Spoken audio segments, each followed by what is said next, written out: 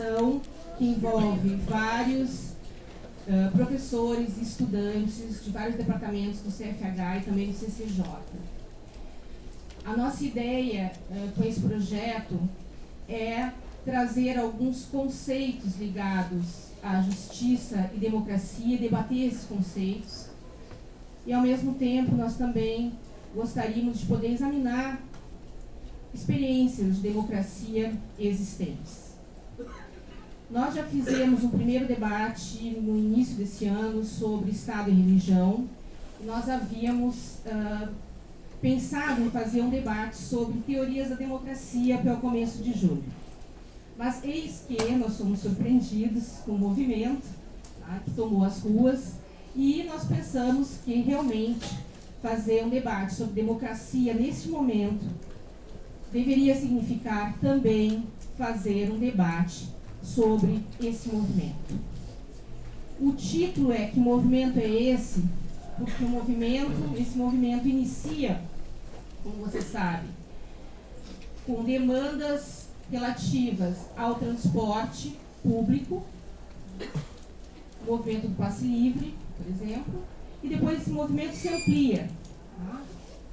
E esse movimento se amplia e traz em si várias reivindicações, e algumas reivindicações, inclusive, contraditórias entre si. Então, isso nós vamos ver hoje.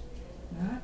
Ao mesmo tempo, existe uma certa dificuldade, tá, de pessoas que estão acostumadas a pensar sobre grupos sociais ou mesmo grupos políticos, por exemplo, esquerda, direita, até que ponto essas manifestações, esses movimentos eram realmente movimentos de esquerda ou não.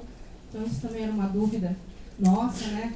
Inclusive dia 20 ou 21 de junho, agora não me lembro exatamente, na quinta-feira, vários militantes de esquerda tiveram suas bandeiras arrancadas, né, nessas passeatas.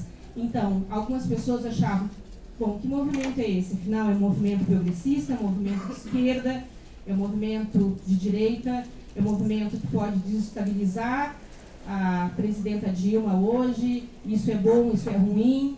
Tá? Ao mesmo tempo, vários grupos de esquerda disputam dentro desse movimento uma certa hegemonia desse movimento, inclusive tendo duas visões diferentes, né? Alguns grupos pensam realmente em dar sustentação hoje ao governo do PT, porque imagino que esse governo é de centro-esquerda, progressista, etc. E outras correntes de esquerda pensam em forjar uma alternativa hoje ao PT. Bom, obviamente que eu já falei aqui o que eu penso desse movimento, né? Mas nós vamos deixar os nossos debatedores realmente apresentar as suas teorias, depois nós vamos abrir ao público. Tá? Os debatedores, tá, vão apresentar as suas visões. Tá? É o professor Cel, tá, que é um weberiano, inclusive, Carlos Eduardo Cel, tem esse livro aqui, publicou Max Weber e a Racionalização da Vida. O professor Denilson Verli, que eu posso dizer que é um habermasiano, mais ou menos. Todo mundo... E o professor Adriano Duarte, que foi consultado se poderia ser apresentado como marxista e diz que sim. Então, eu sou uma hegeliana, mas ainda que eu dei aula de Kant. E nós temos aqui o nosso diretor do Centro de Filosofia e Ciências Humanas, também vai dar uma palavrinha com vocês. Obrigada.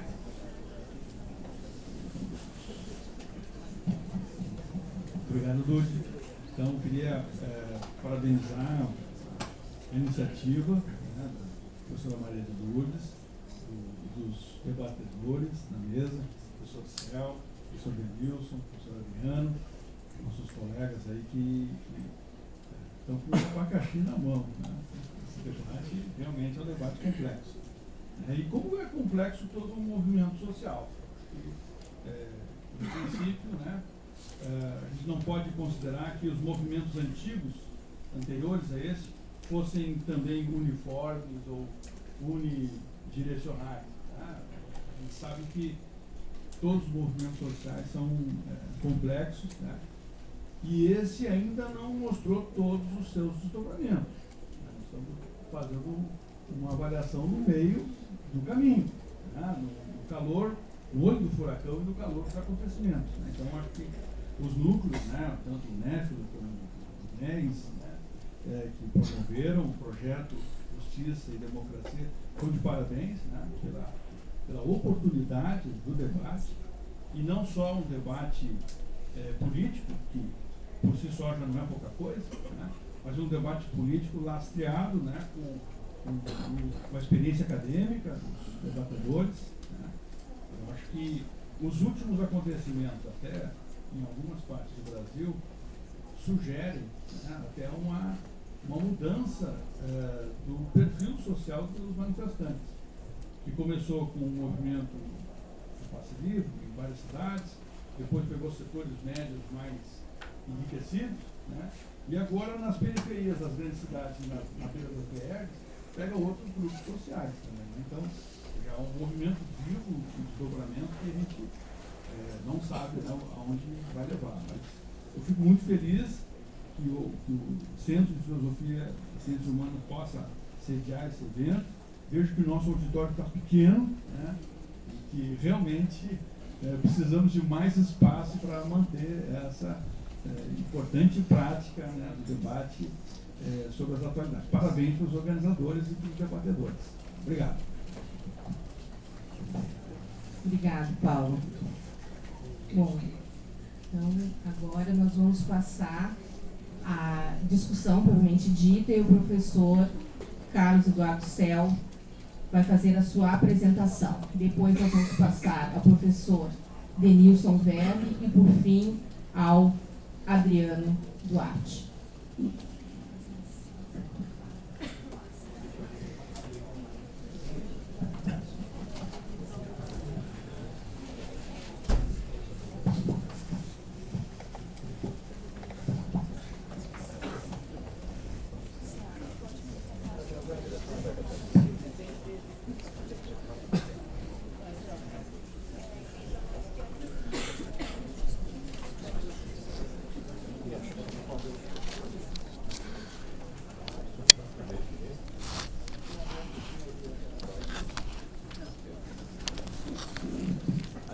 Ok, boa noite a todos. Eu queria agradecer esse convite feito pelo Núcleo de Filosofia e queria começar justamente elogiando o caráter interdisciplinar. Eu acho que é muito interessante que nós tenhamos aqui uma visão da sociologia, que é mais ou menos a que eu vou representar, e que, obviamente, vai tentar ser mais empírica, né? Complementada pela visão filosófica, histórica. Eu acho que essa perspectiva interdisciplinar é muito enriquecedora. E não preciso nem enfatizar o fato de que é função nossa da universidade estar antenada com os acontecimentos da sociedade e discutir essas questões. O que eu vou fazer aqui, digamos, uma perspectiva sociológica, é tentar responder a pergunta dessa mesa. Que movimento é esse? Essa é a pergunta que nos foi colocada. Eu acho que já é possível fazer uma análise minimamente retrospectiva a respeito disso. Vocês estão me ouvindo bem? Ou seja, discutir reforma política hoje, por exemplo, seria bastante prematuro. É necessário que os acontecimentos se desenvolvam um pouco mais para que nós tenhamos uma visão a respeito disso. Mas acho que já é possível olhar um pouquinho para trás e tentar entender, talvez no plural, né, que movimentos são esses. Claro, reconhecendo o ineditismo dos fatos, né, quer dizer, ninguém tem absoluta certeza do que está acontecendo, e eu acho que isso que a professora Borges menciona, né, que nós ainda estamos buscando os conceitos para entender os fenômenos, sem ter absoluta certeza deles, é também uma convicção minha. Eu vou buscar oferecer algumas contribuições nessa direção. Portanto, eu vou falar de movimento social. Estou convencido como sociólogo que, se a gente quiser entender o movimento social, a gente precisa ir para a teoria dos movimentos sociais. Tá? Vou ser bastante corporativo, né? À medida que já fiz parte de uma linha de pesquisa em movimentos sociais, hoje não. Entender o movimento social requer ir à teoria dos movimentos sociais. E aí eu já tenho uma certa tensão na discussão com quem acha que, para entender esses movimentos, dá para utilizar a dicotomia direita e esquerda. Eu acho que é uma categoria equivocada, porque ela é pensada primordialmente para entender partidos políticos e escolhas eleitorais, mas não a lógica de todos os movimentos sociais. Tá? Já para colocar um ponto aqui de enorme tensão e discussão com vocês. Outra coisa, eu fui apresentado como um sociólogo weberiano, que é relativamente verdadeiro, né?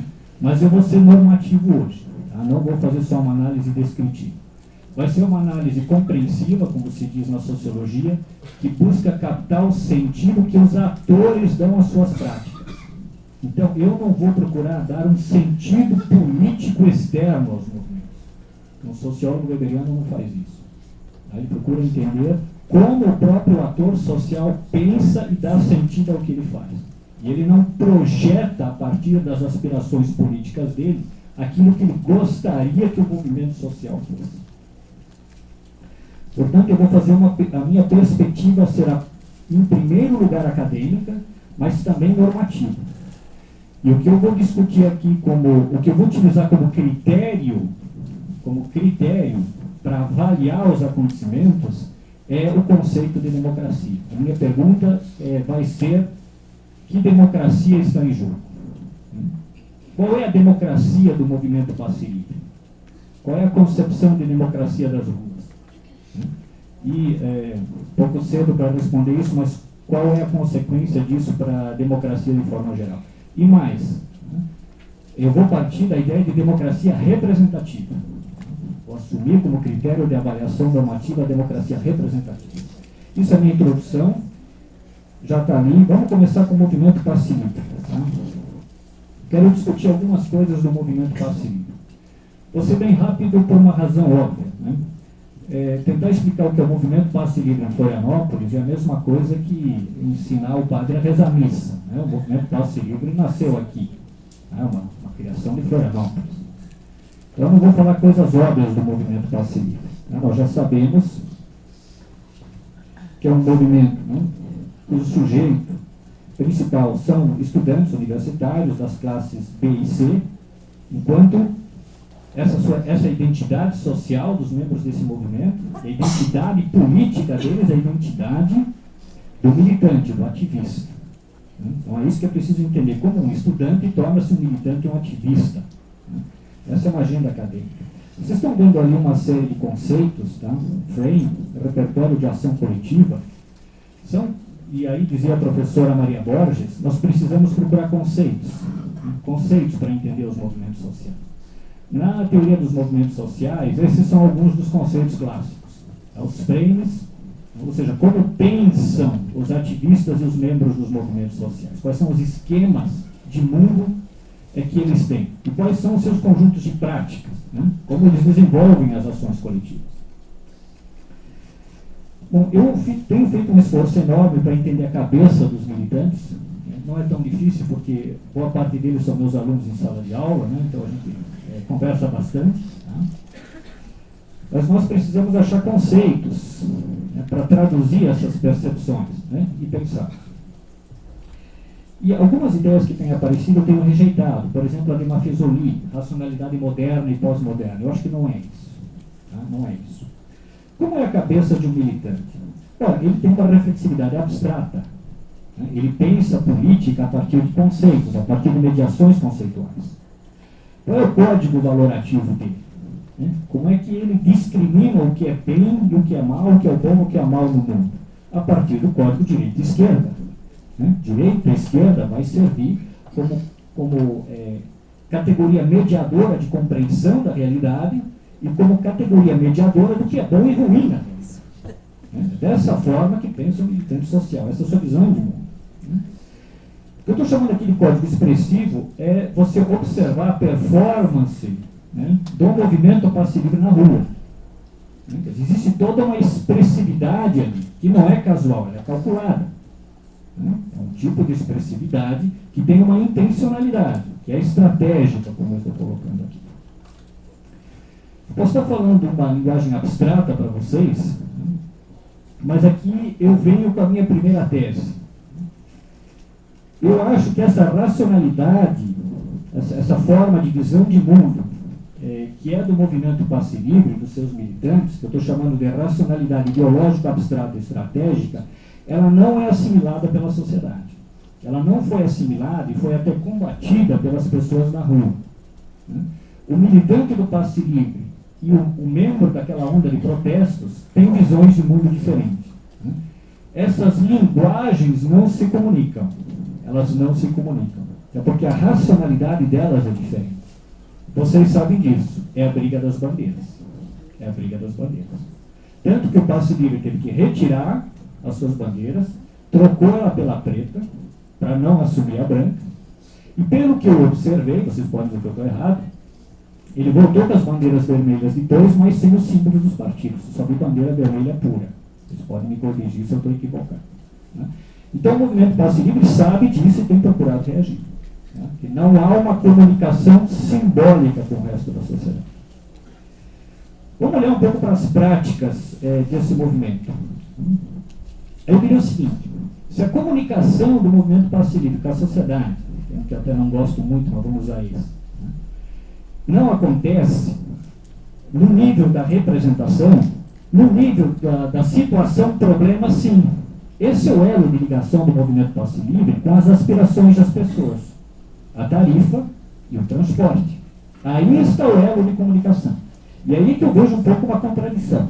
Ele tem um canal de comunicação com a sociedade, porque toca nos problemas das pessoas, o que eu acho uma construção estratégico-política realmente muito inteligente, toca na vida das pessoas, expõe a rede de interesses que está por trás do transporte, das suas articulações com o poder público, né?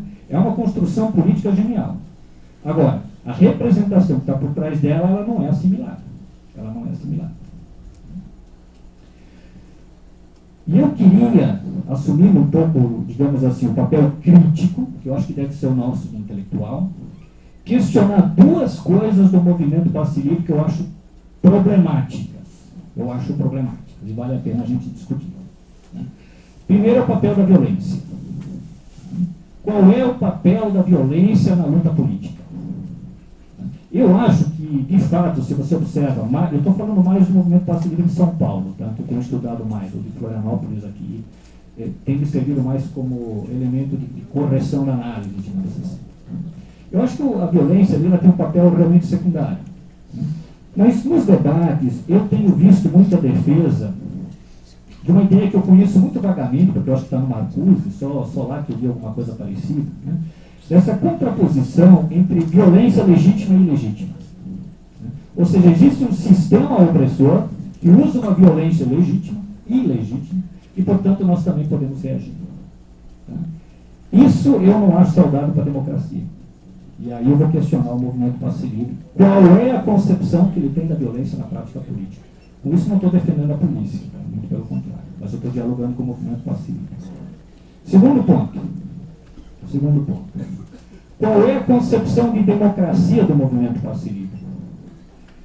Se a visão de democracia que eles têm, de democracia de rua, significa que a democracia direta ela vai substituir a democracia representativa, que é formal, abstrata, mas não é válida, de novo eu acho que nós temos um problema.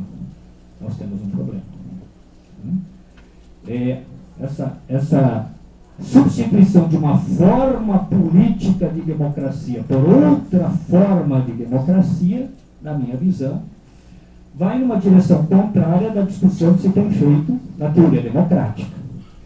Que a democracia participativa ou deliberativa, ou seja lá que nome a gente vai olhar para ela, é complementar da democracia representativa. Mas ela não é substitutiva da democracia representativa. E aí a minha pergunta para o movimento passe livre é: resolve seus problemas políticos na rua? Como tem dito um intelectual orgânico dessa vertente, tipo Valmir Safatli, a gente deixa os partidos políticos de lado e resolve tudo na rua? Na minha visão, isso é impossível. Porque os sistemas políticos formais são órgãos decisórios que têm a capacidade de produzir decisões legítimas. Então, eu não posso me estender demais, né? São dois pontos que eu quero discutir com vocês depois. Que movimento é esse? A gente pode responder, e o professor Paulo colocou muito bem. Na teoria dos movimentos sociais, a pergunta é um novo movimento social, para a grande vertente da teoria dos movimentos sociais, né, que dominou o debate? É difícil dizer. Porque o movimento Passe Livre ele tem elementos que lembram os velhos movimentos sociais e tem alguns que lembram os novos. Então, acho que não é uma coisa absoluta.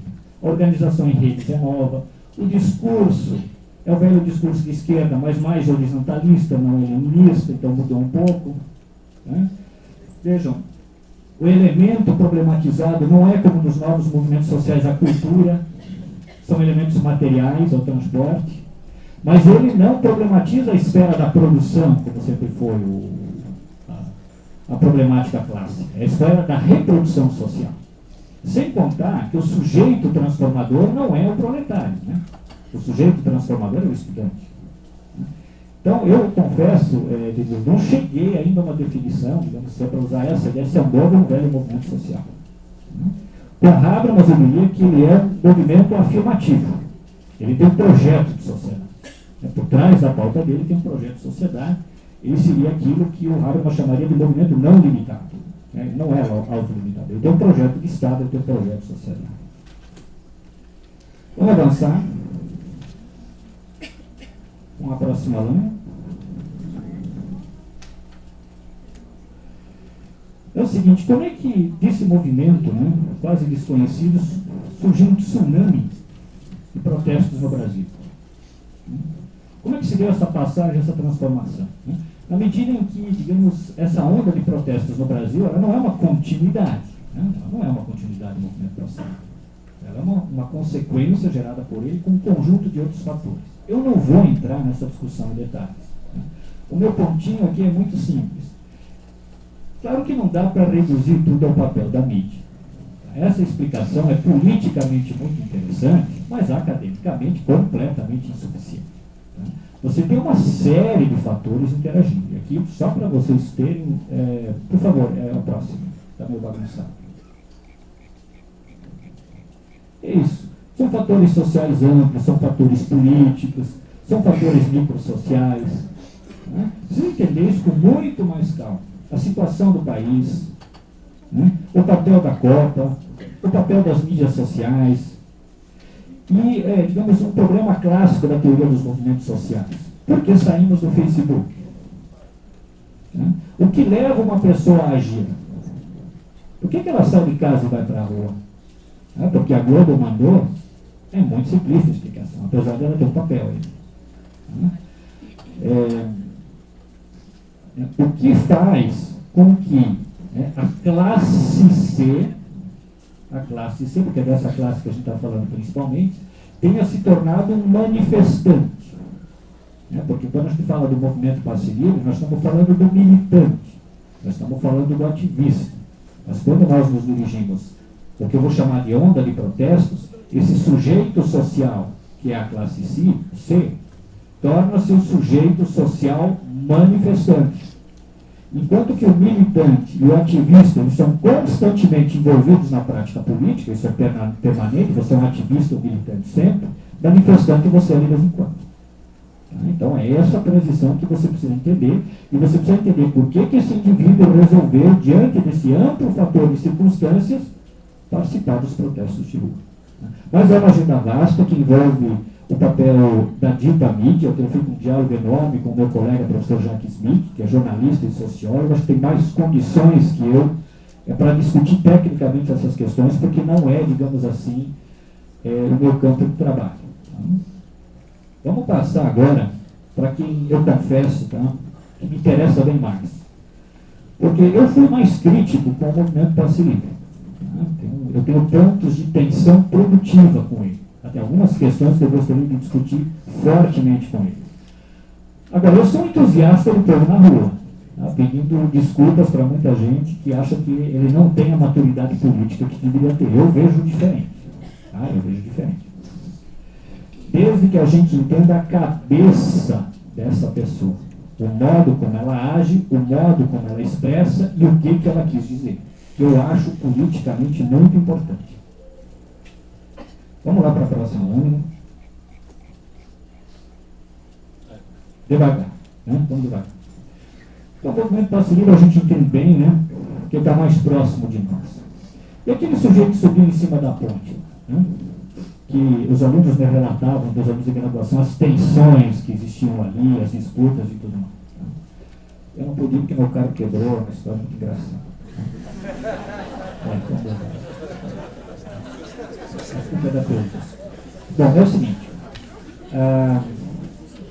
É a nova classe média, a classe C, precisa voltar para a teoria das classes sociais. Tem toda uma discussão sobre classes sociais no Brasil, muito interessante, há várias vertentes, não vou poder aprofundar isso. Tem a tese dos trabalhadores imateriais do Ricardo Antunes, tem a tese do novo lucro proletariado do André Singer, tem a tese da nova... dos batalhadores do G.C. Souza, que é mais da weberiana, obviamente preciso. Tá? Que precisa entender quem é esta pessoa que era pobre e se tornou classe média. Tá? Que foi integrada no sistema econômico via consumo. Quais são as representações políticas que ele tem, quais são as suas formas de ação. Muito bem. Eu tentei entrar um pouco na cabeça desse sujeito. Ele é diferente do militante. Como é que ele pensa política? Ele não pensa política conceitualmente como faz um universitário. Ele pensa política a partir das suas necessidades concretas. A percepção dele não é mediada por conceitos. A percepção dele é feita a partir das necessidades dele. Depois é que ele vai acionar conceitos. Quer dizer, o governo está respondendo ou não está respondendo aos meus problemas? E não se as pessoas são de direita e de esquerda. Não é assim que funciona a cabeça daquele indivíduo. Muito bem. Se o nosso militante ele julga o mundo a partir de direita e esquerda, esquerda são os nossos aliados e direita são os nossos inimigos, e portanto esse movimento não é igual ao meu, por isso só pode ser de direita, é óbvio, porque essa é a categoria de leitura que ele tem.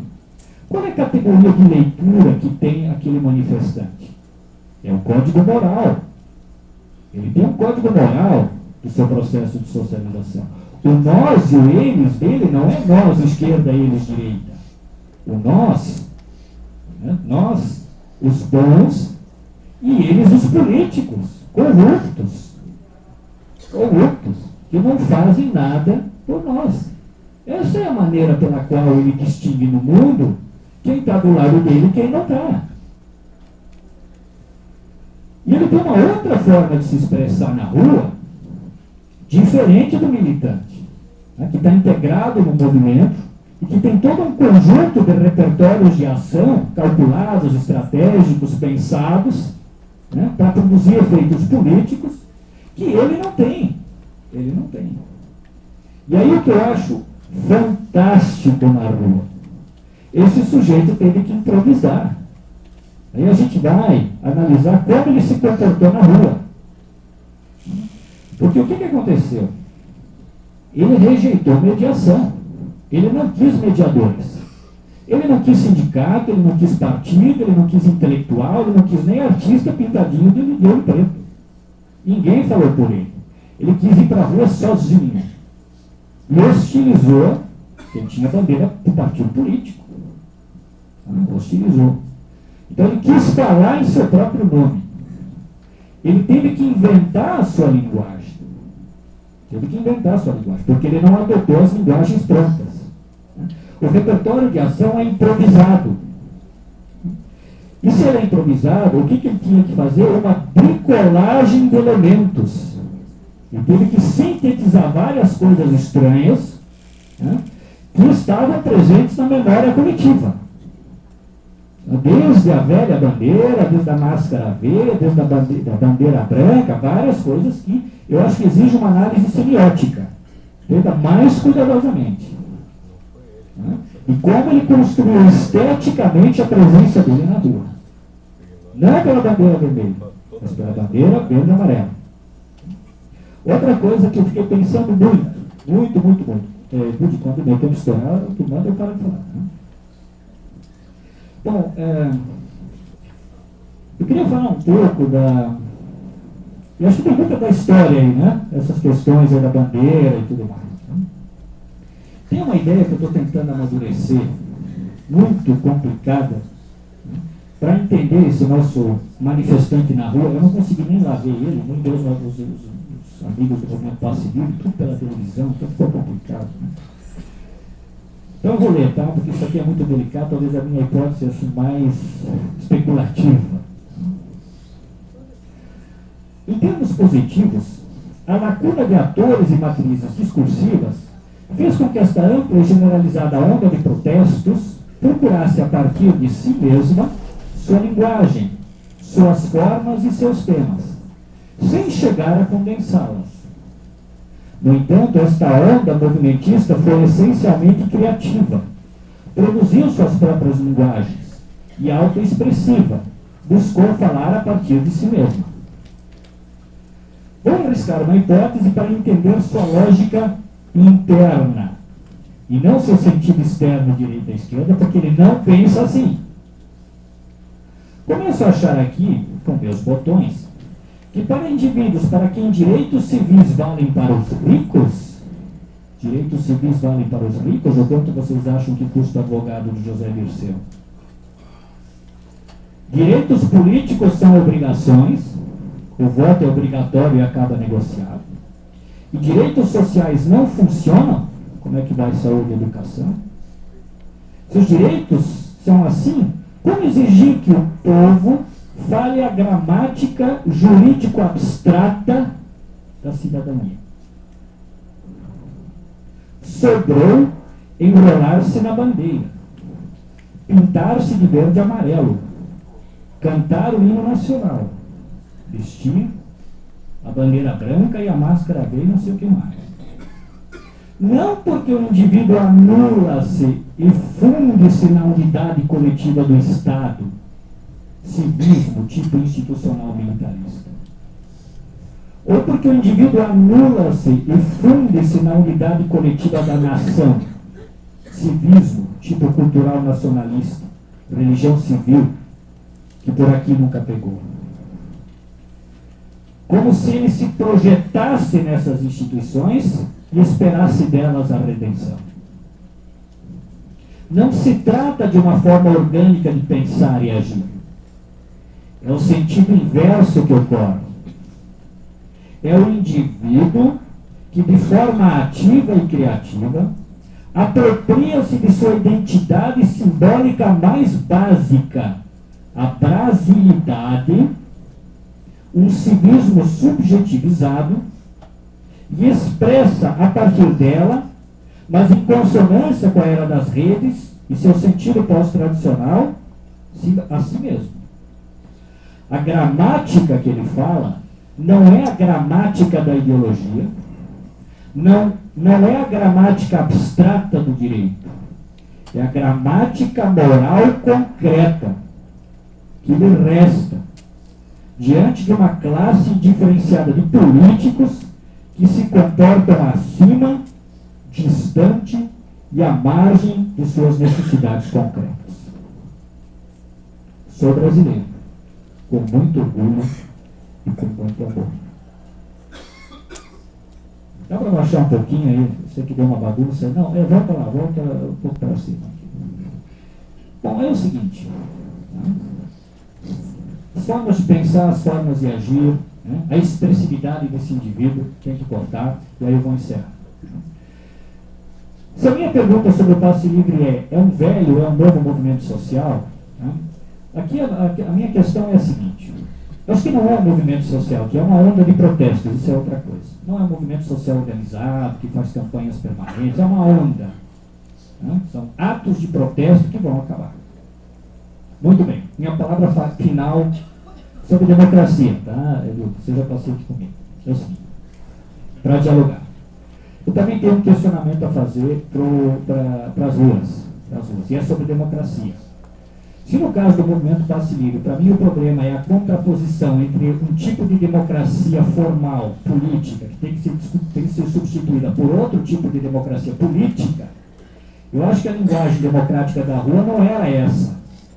A linguagem da rua é a seguinte: a gente não rejeita a democracia formal política.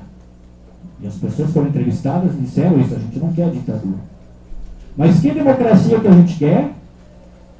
Substantiva. A contraposição deles é democracia formal versus democracia substantiva. O que é democracia substantiva? O atendimento das minhas necessidades via políticas públicas que não funcionam. Né? Esse era o grito das ruas. O grito das ruas tem um não à classe política, né? É um grito emocional e expressivo. Estamos cansados de vocês políticos. E nós queremos que a democracia tenha resultados cotidianos na nossa vida. Porque senão ela não vai fazer sentido. Né? Democracia formal versus democracia concreta. Agora, não é substituição de uma pela outra. Não é substituição. Né? É, digamos, que a democracia formal tem resultados. Tem resultados. E aí a minha pergunta vai ser, a reforma política, para terminar, é a resposta a isso? Será que é a resposta a isso? Né? As enquetes mostraram que as pessoas aprovaram o plebiscito. A gente não sabe. Se elas aprovaram, elas disseram, tudo bem, a gente espera melhorar o sistema de representação. Mas, no futuro, ele tem que trazer algum resultado no meu cotidiano e no meu dia a dia. Senhores, obrigado, tá? É isso que eu tinha a dizer.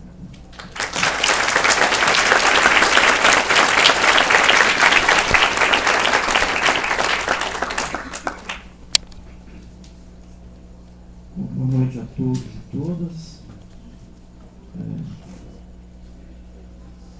Como representante da filosofia, eu estou em maus lençóis, né? Geralmente abacaxi para a filosofia, né? Que cultiva muito aquela imagem, né? Hegeliana da filosofia, que é a cruz de Minerva alça voo no fim do dia, né? Quer dizer, como o processo mais ou menos se conclui, então vai lá o filósofo, reconstrói, né, o que aconteceu, né, o que ele acha que aconteceu, vê o núcleo racional do que aconteceu, etc. Né? E falar assim de chufre, assim, no calor da hora, geralmente não é uma tarefa fácil para a filosofia em geral, treinada para esse exercício de voo ao final do dia. Né? Mas eu acho que aos poucos a poeira foi baixando um pouco, né, dos movimentos em geral, né? Mas nem tanto, eu acho que ainda os horizontes ainda são bastante nebulosos e a poeira pode levantar a qualquer momento, né?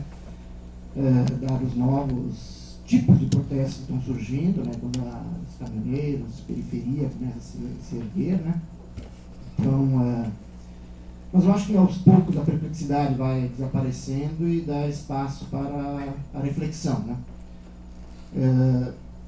Eu acho que reflexão, há várias tentativas de esclarecimento, né? A começar pelos próprios participantes, né? Que tentam entender o que está acontecendo, né? Ou o que aconteceu, né? E qual é o sentido dos próprios movimentos, das manifestações, né? Acho que depois de um entusiasmo ou de um forte entusiasmo inicial, né, daquelas primeiras passeatas, dos primeiros movimentos, né, eu acho que aos poucos os participantes mesmo começam a se perguntar sobre o sentido do movimento. Né. E eu também, nesses últimos dias, li o que pude sobre isso, né, usando o principal instrumento também da própria organização do movimento, as redes sociais, né, acompanhei vários blogueiros, né, muitos estão aqui na sala, né, que fizeram análises bastante interessantes, né, sobre isso, né, e também procurei ver o que os próprios participantes estavam dizendo sobre isso. Né. Eu acho que ficou claro para todo mundo, né, e para vocês eu acho também, né, que o movimento nasceu de um jeito e terminou de outro, né, completamente diferente. Né. Começou, né, eu acho que em todos os lugares, com esse estopim do movimento do passe livre, né, essas questões sobre transporte e vida urbana, né, mas logo as manifestações se tornaram diferentes, né, e até eu acho a pergunta que movimento é esse se complicou, né, porque na verdade há vários movimentos simultâneos, né, acontecendo, e todo mundo já sabe da diversificação das pautas, né, dos vários tipos de pautas que foram surgindo, né. Você teve essas pautas contra a corrupção, roubalheira, etc., né, PEC 37, que ficaram órfãos, né, rapidinho, né, ou a favor da saúde e educação, estou brincando aqui umas direitos dos animais, né, teve impeachment, pedido de impeachment da Dilma, ou dos políticos em geral, intervenção militar já, contra a carga tributária, e assim por diante. Eu acho que provavelmente esqueci algum, né? Mas tem vários, né? E como eu acho que o Carlos já disse, né?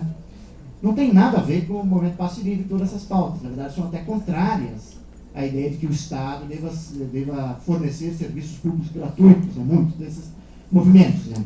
Isso que é o caráter estranho e perplexo dessas manifestações, né?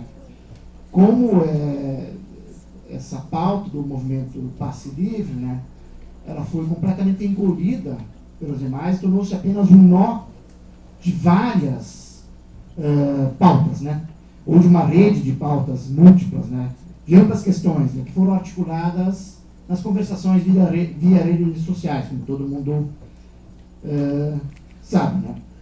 E aí criou-se essa simbiose, né? Entre redes sociais, né? E movimentos de rua, que talvez seja um caráter, de fato, novo daqui por diante da política, pode ser, né?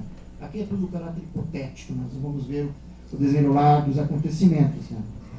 E que criou essa simbiose. Mas eu acho que o que se tornou também cada vez mais claro para todos os participantes é que que tem que pensar de fato o que aconteceu, né? Porque o momento é tão diversificado que na mesma manifestação, né, dependendo de onde é que você estava, né, você via uma coisa, né? No caso, aqui em Floripa, se você estava na Mauro Ramos, era uma coisa, um certo teor, né, das manifestações. Agora você vai lá na Beira-Mar, né, acontecia outro e em frente de sem outro, né? Então vai ficar difícil ali dentro, no próprio movimento é só num lugar, né, em Florianópolis, né? Mas mais do que isso, há dinâmicas também muito diversificadas no âmbito nacional, né? Eu acho que cada cidade pode ter tido uma lógica mais ou menos parecida, né? Houve uma convocação, em alguns graus mais repressão, outras não. Aqui em Floripa, meio que assim, o foguete passou e tentamos pegar a rabeira, né? Há uma certa impressão de uma espécie de imitação, já que havia esse fenômeno também, né? Da imitação dos outros movimentos, ou de adesão, né? Como alguns preferem, né? Não teve repressão no início, pelo menos não visível, a não ser no final do protesto, quando a manifestação se tornou protesto, aí teve de fato um pouco de repressão, uma tentativa de desbloquear as pontes, né, naquelas megas manifestações, né? Mas há lógicas distintas de cidade para cidade, que dificulta ainda mais a nossa análise, né? Esse abacaxi que nós temos que descascar, né? E para complicar ainda, né, provavelmente há uma relação dessas manifestações com movimentos internacionais, né? As redes, elas são transnacionais, né? E aí fica mais difícil ainda estabelecer as relações disso com movimentos da Turquia, os indignados, o Occupy, ou movimentos mais antigos, como a França em 2005, enfim, há várias tentativas disso. Isso eu acho que os próprios participantes começam a pensar sobre isso, sobre qual é essa nova lógica que está se instaurando, se é que há uma, né? Se isso é benéfico ou não, né? Então há essa disputa no sentido das manifestações dos próprios participantes, mas há também uma disputa intelectual, né, em torno disso, ou a disputa dos observadores, né, dos quais eu me incluo, né? Não estive em nenhuma dessas manifestações, né? Tem que ficar preparando aula, escrevendo texto, aí não deu tempo para ir, né? Tem a ditadura da CAPES, né? Então, tem que mostrar minha produtividade, então não pude ir na manifestação. Perdoem-me na falta de solidariedade. O Carlos inventou esse negócio do carro. Eu não pensei, mas como eu sou honesto, franco, eu não pensei nessa ideia. Tá? Né? Mas há os observadores disputam, né, o sentido das manifestações, né? E há dois tipos de observadores, né? Três, pelo menos, né? Eu acho que de um lado você tem os intelectuais, né? Que aí eu acho que para usar uma frase do Habermas, né? Os intelectuais nesses momentos de perplexidade geralmente são afetados pela síndrome de John Wayne, para ver quem saca primeiro, para tirar mais rápido, para acertar alguma coisa, isso sempre acontece, né? E aí surgem várias expressões, né, dos intelectuais para entender isso, né? E eu linkei algumas. Uns falam de primavera brasileira, né? Ou do outono brasileiro, ou do inverno brasileiro, né? Há outros que veem claramente o fim do capitalismo, está se aproximando, né? O capitalismo, agora vai, né? A coisa vai pro brejo, finalmente surgirá algo novo, né? Mas há perplexidade. Há outros, né, mais raros, que vem o fim do lulismo, né? Primeiro fenômeno. Mas não é só intelectual, aí é mais político mesmo que vem o fim do lulismo. E há a crise de representação, né? Outros associam isso a uma insatisfação geral com o sistema político, né? No caso, alguns são mais específicos, vem uma crise da sociabilidade urbana, né? A questão urbana como sendo o grande carro-chefe dessas coisas e tal, né?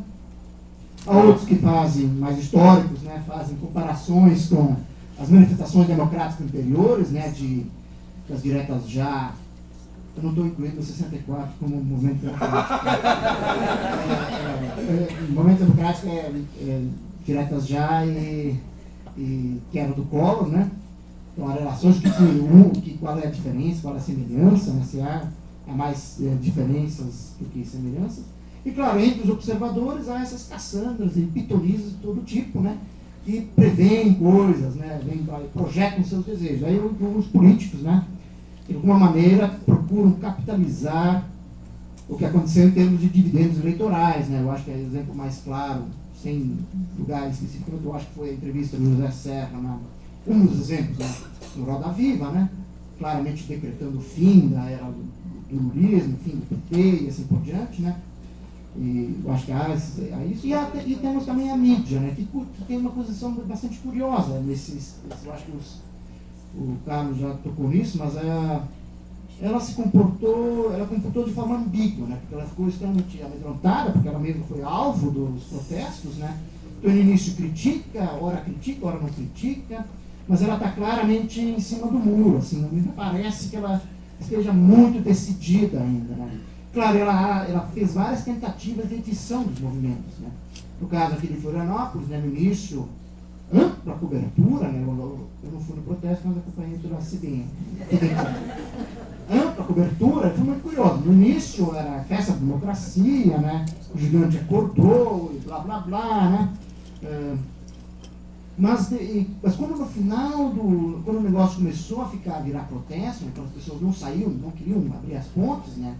Começou a demonização das pessoas, né? Elas estão pedindo ir e vir, agora já deu, agora não é mais, vamos deixar as pessoas ir para casa, os trabalhadores honestos que ficaram um dia na labuta devem ir para casa, Então, ela ficou nesse meio jogo, e há sempre as tentativas, isso acho que a posição da mídia nesse caso foi bastante ambígua, né? Ora ela tentava desqualificar e ora qualificar, né? Ela ficou oscilando para lá e para cá, né?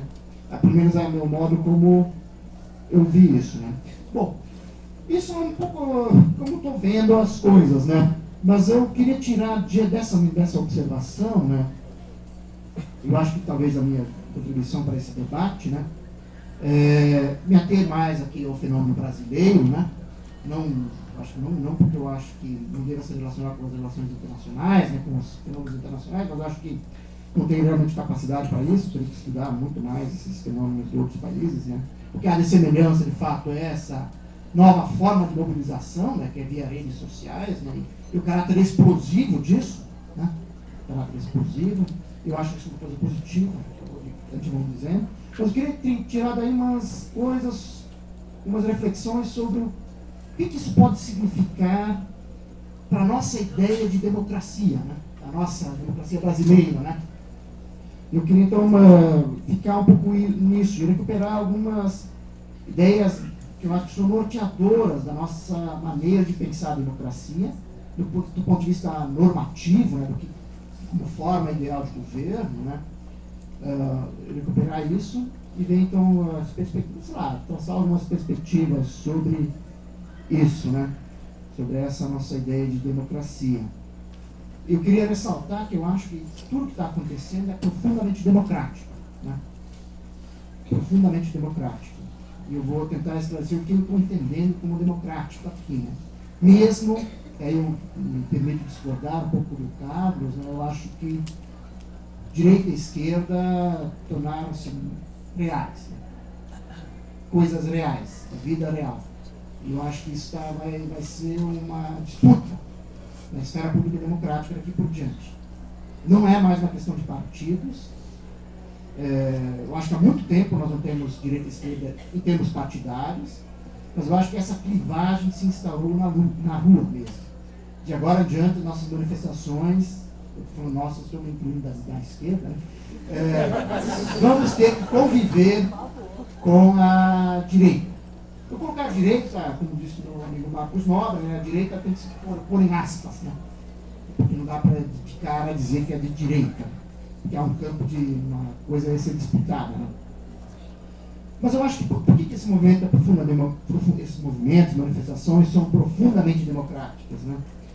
Que eu acho que está no cerne de uma sociedade democrática o que está no cerne de uma sociedade democrática, para além do mero regime político, é esse caráter dinâmico, autorreflexivo da soberania popular, no seu uso público da razão. A soberania popular é, por definição, o cerne normativo da democracia, né? Isso tem na história várias formas institucionais, né? Nós tivemos uma primeira forma institucional, nós mais exaltada, né, na Grécia clássica, né? Todo mundo já sabe isso, perdoe-me esse ar professoral agora, né? Mas na Ágora, o livre debate de cidadãos livres e iguais, né, que vão lá na Ágora, fazem o uso público da razão, uma praxis comum de autodeterminação, deliberação sobre a vida comum, etc. Né? E essa ideia foi recuperada no mundo moderno, acho, com a instalação de uma certa circulação do poder político, que começa numa rede periférica de esferas públicas bastante plurais, informais e anárquicas e selvagens, que põem demandas e tentam levá-las ao complexo do sistema político parlamentar, formado pelo próprio parlamento e pelos partidos. Eu acho que essa forma de democracia, chamada democracia representativa, né, que está vinculada na ideia de democracia deliberativa, está no cerne daquelas instituições criadas como Estado de bem-estar social, nos países mais avançados pós-guerra. Isso aqui é Habermas na veia, tá? Não Habermas fazendo o diagnóstico, a descrição do Habermas de como funciona a dinâmica do poder político, a circulação do poder político. Claro, o que acontece, qual é sempre o risco disso quando você vai para o sistema político parlamentar, né? O risco é que acabe se normalizando certas maneiras de tratar problemas e administrar problemas, né? Eu acho que isso aconteceu, né? A partir principalmente da nossa democracia recente, né? Ela acabou se ossificando ou já está uma revolta, né, dos meios. Acabou o sistema se revoltando. Acabou se ossificando em certas rotinas, né? E nós há muito tempo vivemos uma crise de representação, né?